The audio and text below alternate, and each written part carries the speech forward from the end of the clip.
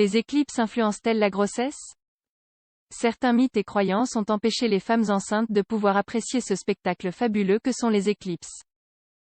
Il n'existe aucune preuve scientifique soutenant un quelconque impact de leur part sur la grossesse.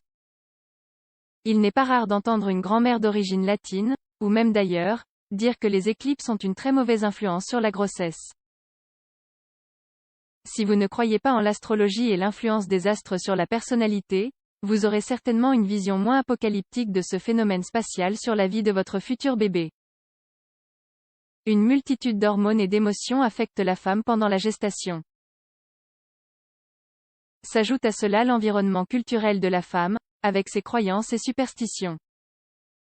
Hormones, émotions, croyances et mythes peuvent être un cocktail explosif pour une femme qui souhaite profiter des éclipses pendant la grossesse. Mais les éclipses peuvent-elles affecter le développement normal d'un bébé au sein de sa mère? Nous allons vous donner ci-dessous quelques considérations et recommandations qui nous paraissent importantes et intéressantes. Que dit la science sur les éclipses? Les éclipses sont des phénomènes cycliques et prévisibles. Elles se produisent car la lumière provenant d'un corps céleste est bloquée par un autre. Sur la Terre, quand notre planète s'aligne avec le Soleil et la Lune, nous pouvons voir ces merveilles dans le firmament. L'éclipse de Soleil se produit lorsque la Lune occulte le Soleil, depuis la perspective de la Terre. La nuit tombe momentanément et, comme cela dépend de la perspective, on ne la voit que depuis une zone réduite de la planète pendant un court laps de temps. L'éclipse de Lune est le contraire. La Terre s'interpose entre le Soleil et la Lune et une ombre vient donc l'obscurcir. L'éclipse de Lune est visible depuis tous les endroits de la Terre où il fait nuit. Les éclipses n'ont aucun effet contre-productif sur la grossesse. Ce qui est vrai en revanche, sont les réels effets qu'elles ont sur la planète. Mais aucun de ces effets n'est lié au développement normal du bébé. Baisse des températures, changement de direction des vents, les animaux changent de comportement, les champs gravitationnels de la Terre sont affectés. Quel mythe existe-t-il autour des éclipses? Au cours de l'histoire humaine, toutes les cultures ont interprété ces manifestations du cosmos. Les Vikings assuraient que les loups voulaient manger le soleil. Les Incas pensaient qu'un puma voulait dévorer la lune, tandis que les Aztèques assuraient que l'éclipse survenait lorsque le soleil mordait la lune ou vice-versa. Mais cela va plus loin. Les hindous disent que la tête d'un démon erre dans le ciel en essayant d'attraper la lune et le soleil. Les Égyptiens avaient également leur version, ils disaient que la lune et le soleil étaient les yeux du dieu Horus, qui était traqué par un dieu maléfique. Celui-ci lui arrachait un œil et c'est pour cela qu'une éclipse se produisait.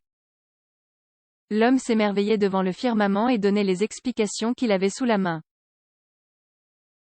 Ce qui est étrange, c'est la façon dont toute cette mythologie a également été utilisée pour expliquer certaines caractéristiques ou maladies du bébé ou de la femme. Ce qui amena à faire des liens entre les éclipses et la grossesse qui n'existent pas.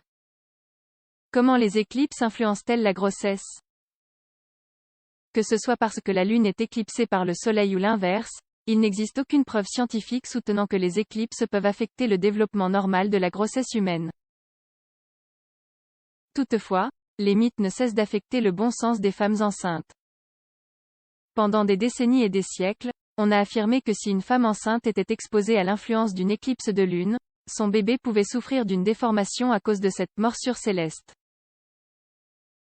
Par exemple, la science a prouvé que la lèvre ou le palais fendu était le fruit d'une combinaison de facteurs génétiques et environnementaux.